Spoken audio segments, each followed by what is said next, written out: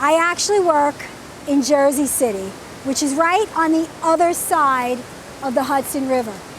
My office is right on the river, and one of the things that I have always felt so fortunate is that I had the most amazing view of Lower Manhattan from my office window, the most amazing view of the Twin Towers.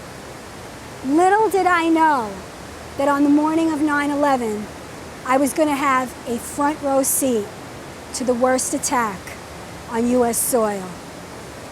Had my cup of coffee, went into a conference room with one of my colleagues. It was 8:30 a.m.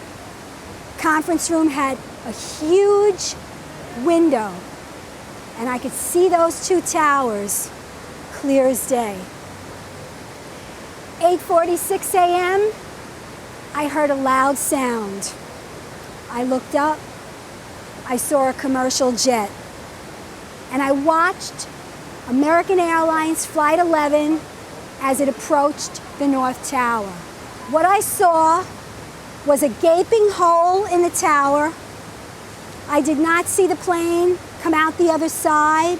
What I saw was a huge hole in the top of the North Tower and black smoke just pouring out of the tower.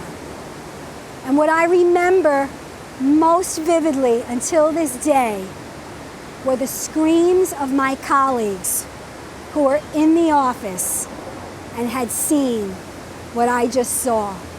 No sooner were we trying to grapple with what had just happened here. A second plane passed right over my building in Jersey City. That was United Airlines Flight 175. That pilot had been slightly off course. So to adjust, he flew over Jersey City. He went down towards the Statue of Liberty. He turned his plane sharply over the Statue of Liberty, kept turning, and he came up from the south. This was my vantage point in Jersey City. This is what I saw. I called my husband for the second and last time. This time, I didn't have to say anything. He was frantic. He told me that he actually felt the impact of 175 when it hit the South Tower. He saw the explosion. He said it was like an earthquake here. Everything shook. He said there was debris flying everywhere.